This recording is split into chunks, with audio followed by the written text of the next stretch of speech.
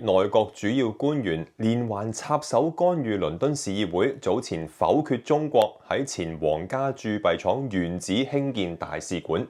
呢個本身已經被地方議會否決嘅計劃，上升到兩國領導人會面嘅話題之後，再度復活。一個地方嘅市議會可以點樣去應付呢一個國家級任務呢？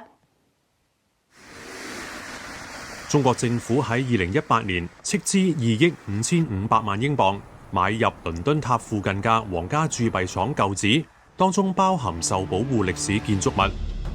中方希望喺呢個地點重建面積大約70萬平方尺嘅超級大使館，計劃包括辦公大樓以及225個俾大使館員工同來訪人員使用嘅住宿單位。若果建成，規模係現有倫敦大使館嘅10倍，將會成為中國駐海外最大以及英國境內最大嘅大使館。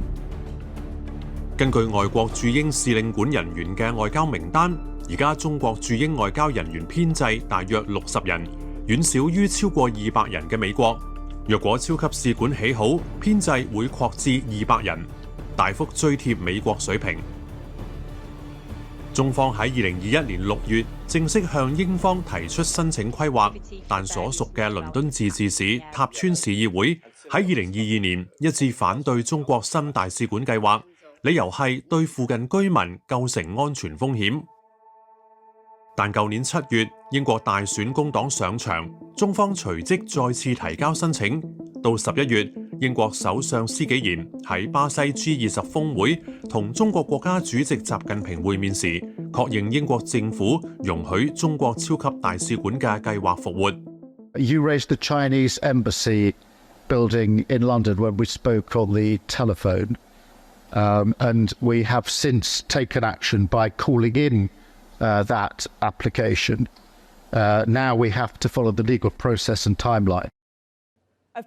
施紀賢講緊嘅就係由佢嘅副首相兼房屋大臣韋雅蘭接手介入審查申請，預計喺今年上半年由韋雅蘭作出決定。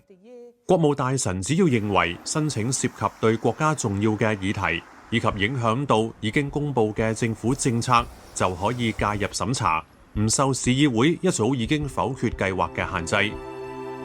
事實上，工黨政府已經對中國超級大使館計劃開晒綠燈。外相林德偉聯同內政大臣顧以衛上個月寫信俾規劃監察局，表明支持超級使館計劃，並喺信中提及原本擔心新大使館會成為示威熱點嘅倫敦警察廳已經撤回反對。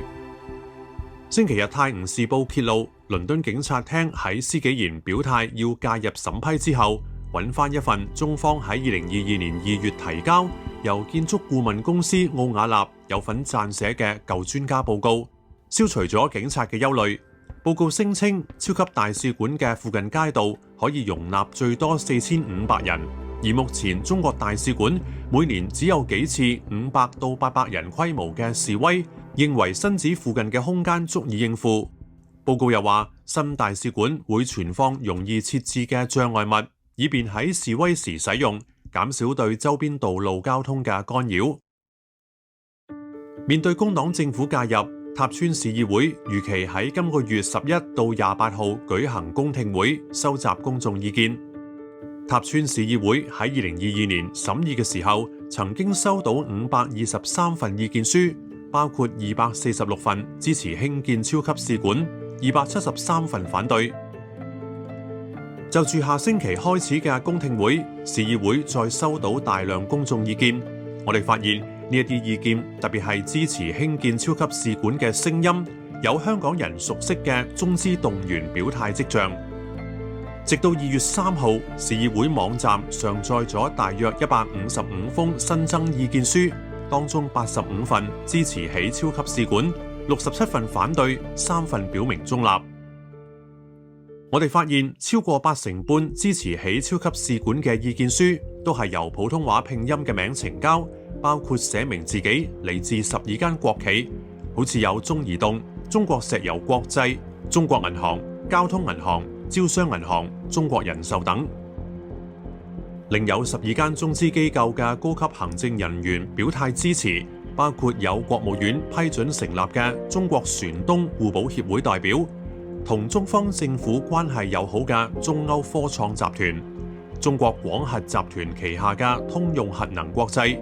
株洲中車時代喺英國嘅研發中心等。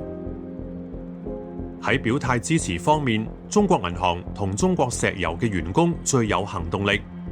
有5名支持者喺意見書入面表明所屬機構係中國銀行，其中一個人嘅地址位於金絲雀碼頭附近嘅 Chandler's Mills， 有其他支持意見都係嚟自呢一條街不同號數嘅單位。我哋做過物業查冊，發現 Chandler's Mills 10號到30號屋喺土地登記有另一個名叫 The Courtyard Block，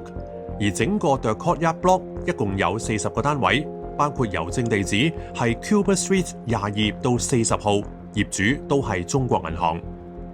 9份嚟自中銀 The Courtyard Block 嘅意見書都一面倒支持中國起超級大使館計劃，其中有6個提交意見嘅人名拼音都同中銀員工公開嘅資料一致。綜合計算，喺85份支持意見入面，有最少1成半可能係嚟自中銀嘅員工或者係關聯人士。另一國企中石油國際亦都非常落力。根據我哋嘅統計，有2成嘅支持意見可能係嚟自中石油國際嘅員工，其中有4份意見書申報地址係中石油國際喺倫敦嘅註冊辦公室地址 The Adelphi 1至11號。另外有1份意見表明自己嚟自中石油國際轄下嘅 Petro-Ineos 貿易煉油公司。佢仲透露有好多同事亦都支持起超級使館。呢5名中石油員工喺申述支持原因嘅時候，都以一致嘅格式同口徑指出中國大使館新遷有助推動中英能源合作。我哋喺翻查其他支持意見時發現，一共有18份意見強調能源合作，當中12人嘅名同喺中石油國際或者 Petro-Ineos 公司倫敦員工嘅名一樣。至於反對喺選址起超級大使館嘅聲音，大部分都係本地住喺鄰近嘅居民，佢哋大部分關注國家安全風險，有唔少人採納咗地區組織 Friends of St. Catherine Docks 嘅意見。組織主席 Sue Hughes 曾經對傳媒話，大使館嘅選址太近民居，其後嘅相關活動將會對皇家鑄幣廠住宅區嘅居民造成負面心理健康影響。反對意見亦都包括一份由181名居民喺舊年11月簽名嘅聯署聲明，指大使館設置製造仇恨環境，破壞咗嗰個地區作為聯合國世界遺產嘅普世價值。亦有反對意見嚟自一名台灣民主組織代表，以及全球西藏與受迫害少數民族全球聯盟主席。2018年，中方落實買入皇家鑄幣廠原址，時任駐英大使劉曉明曾經話：呢個係中英關係黃金時代嘅成果。對中國政府嚟講，超級使館嘅位置優越，毗鄰泰晤士河、倫敦塔、倫敦金融城，附近早有唔少國企同中資地產商買入商廈插旗，政商勢力佈局明顯。皇家鑄幣廠原址嘅賣方係德蘭西公司，原本計劃將嗰個地方重新翻新做大型商場同埋辦公室，後嚟考慮到中國大使館需要同佢嘅歷史地位，最終賣俾中方。原本希望大使館新館能夠為當地注入新活力，結果申請就拉鋸超過6年。呢種土地買賣直接影響喺嗰個地段住緊嘅100個租戶。呢班居民幾年前組成一個叫皇家鑄幣廠居民協會，反對中國喺嗰一度起超級大使館，令到居民日日夜夜受到監視。佢哋指責中國政府唔尊重佢哋，而英國政府又唔保護佢哋。